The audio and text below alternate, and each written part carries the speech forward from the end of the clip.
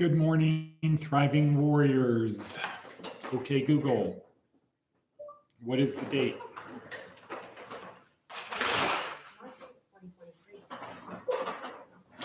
Okay, Google, what is the time? It's 6:07 a.m. All right, one last thing. Okay, Google, what is the weather? It's 37 and sunny. Today, it's partly cloudy with a high of 62 and a low of 35. Okay, so 27-degree temperature swing today.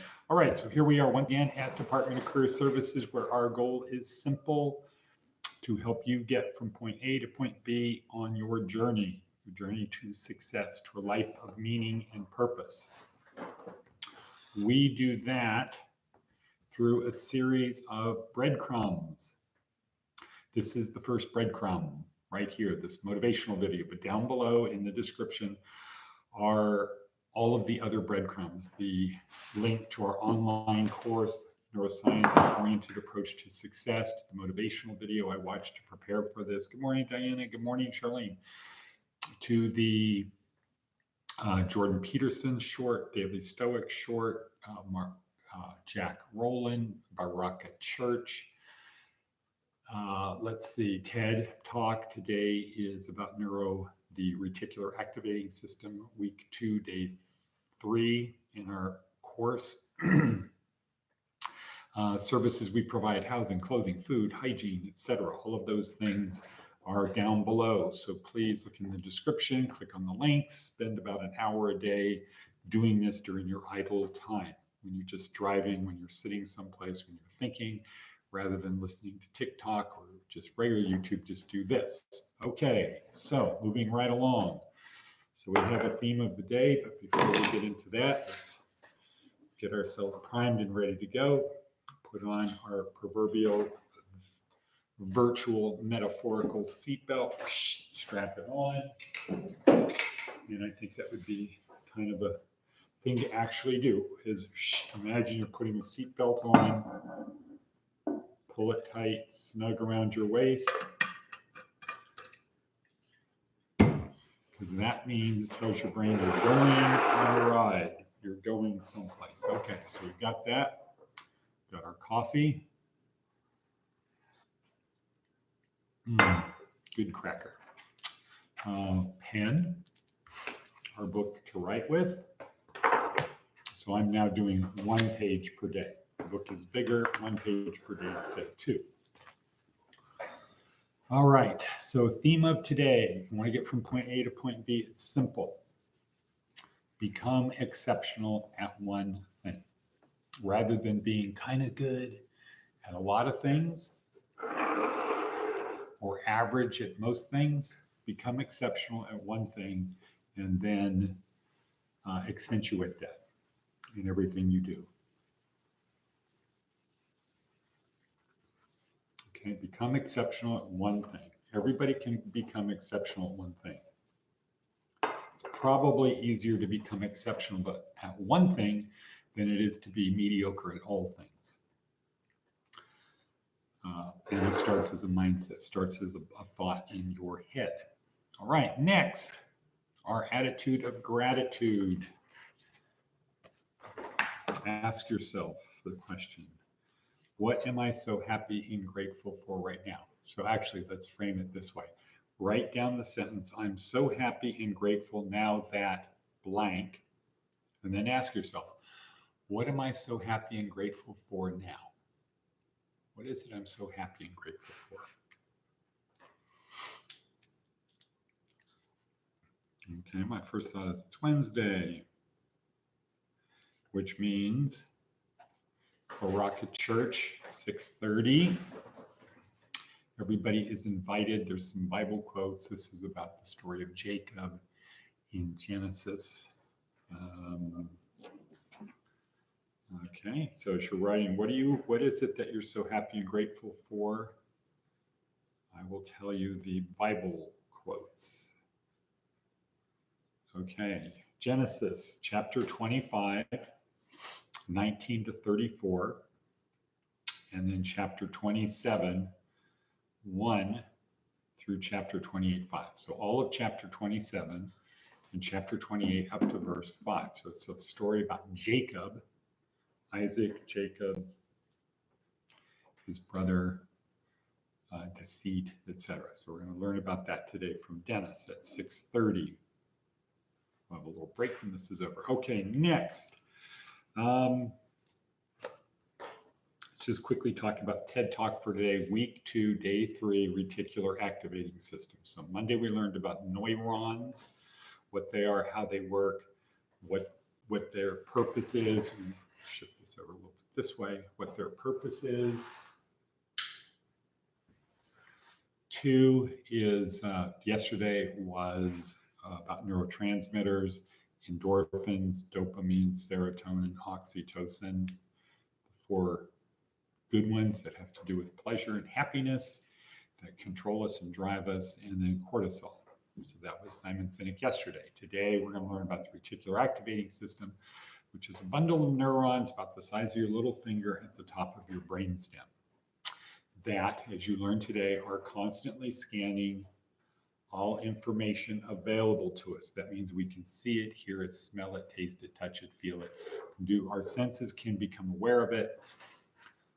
It's constantly scanning all information available to us, so things that we can see, hear, taste, smell, touch, etc., to support our beliefs. The simplest example of that is you're in a room, you're here, back behind you somewhere is a group of people, and somebody says your name. Or you're at a crowded airport with 1,000,000,000 people there, 6 Brazilian people there, and your name is said loud enough for your ears to hear on the speaker system. You will hear your name, and then it'll say, please go to a white courtesy phone. So that's the reticular activating system. We didn't know it before because we didn't have technology sophisticated enough, i.e.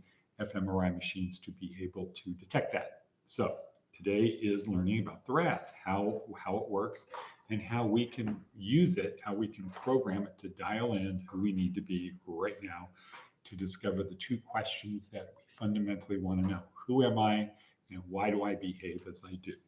All righty then. Okay, so we're at 7:37 in. Quick, brief story, parable of the oxen, the 4 oxen and the lion. So you've heard the story about the 4 oxen in the field, Aesop's fable. 4 oxen in the field, when they stand basically butt to butt, facing all 4 directions, the lion cannot eat them because from whichever way the lion approaches, it will get horns. But then, due to infighting and disputes, the oxen go off to separate areas of the field, and one by one, the lion picks them off. Okay, so we want to take these fables one step below that, because the basics message of that fable is you need to stick together. You need to stick together. There's evil out there. There's danger out there. And if we stick together, we will prevail. Let's look at it a little bit differently now. We're going to look at it differently. Let's look at it from the lion's perspective. The lion is evil, bad, a tempter. Well, the lion's just hungry. That's it. So what do hungry lions want? They want food. And because all creatures are basically, our brains are designed for the path of least resistance. If there's a ready supply of food here and a not ready supply of food here, you're going to be attracted to the ready supply of food. That's just how we all are. So what is the goal? Is the goal for the oxen, in the old version of the story, the goal of the oxen is to always be prepared to work together to fight off the lion. Okay. However, perhaps maybe we can do something different and get the lion to think differently, like, that isn't food. I'm going to go to the next field over. I'm going to keep walking, because the lion wasn't always there. The lion came into the story, came into the place where the oxen were. And the oxen were busy grazing, doing whatever, butt to butt, facing 4 directions so the lion couldn't get them. Well, the goal would be to not have to constantly be on guard fighting off the lion.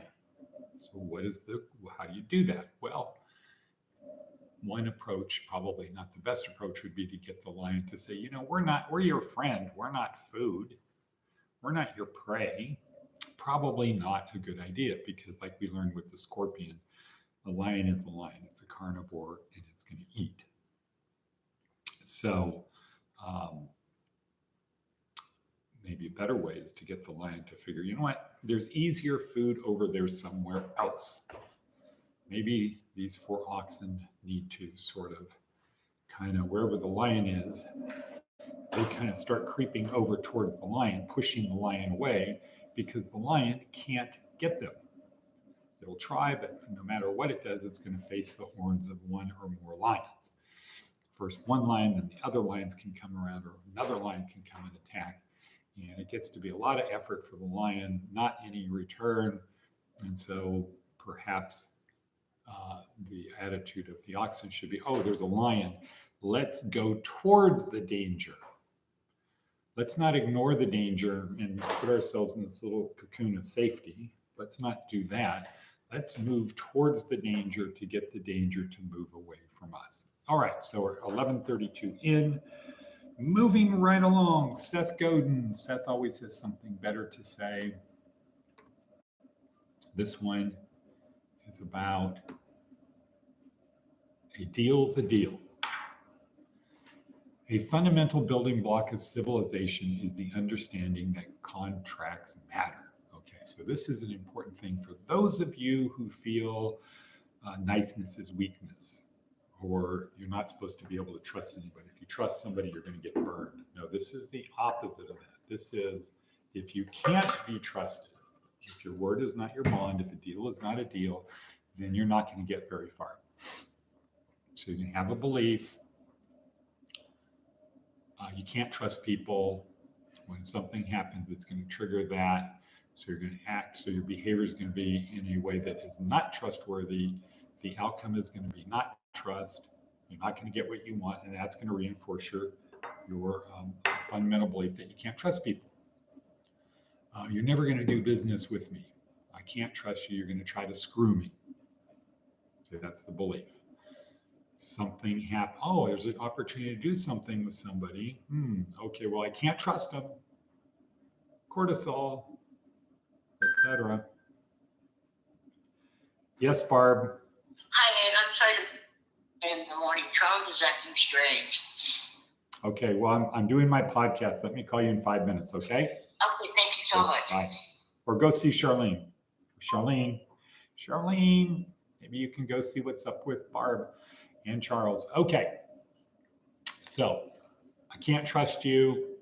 This thing has come up, but I can't trust you. Thing comes up. Cortisol is released. What's my behavior? Weird, untrustworthy, just little signals. Hair goes up in the back of the other person's head. This person's not acting in a trustworthy manner. I don't know if I can trust them. What's the outcome? Deal doesn't get done.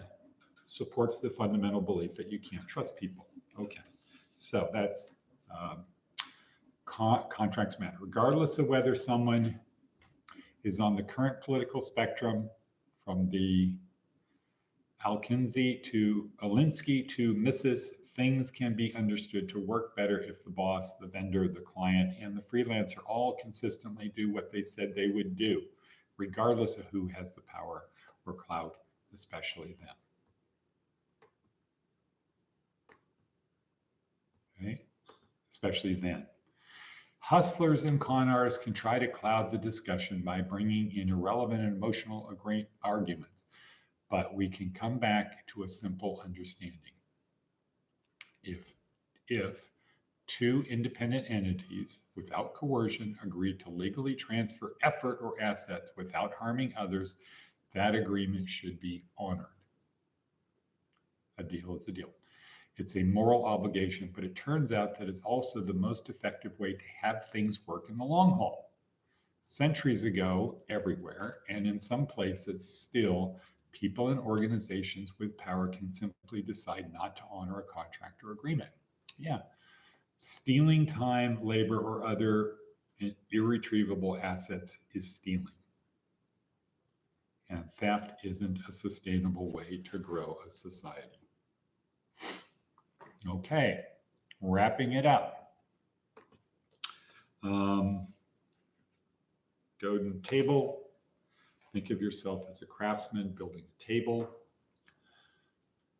And on the table are going to be all the accomplishments and achievements of your life. You want the table to be as large as possible, as strong as possible. It needs to be built on strong legs. On very strong legs. This is strange. Hello? Hello?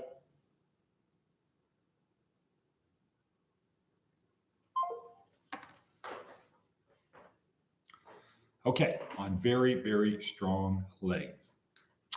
The legs of the table, physical, mental, emotional, and spiritual. Moving right along, Navy SEAL Maxim, what can you say, Diana? You want to get from point A to point B, act such that yesterday was the only easy day. Last breadcrumb, remember that if you are still here, that means God isn't through with you yet. And so let's say, and cut, and cut.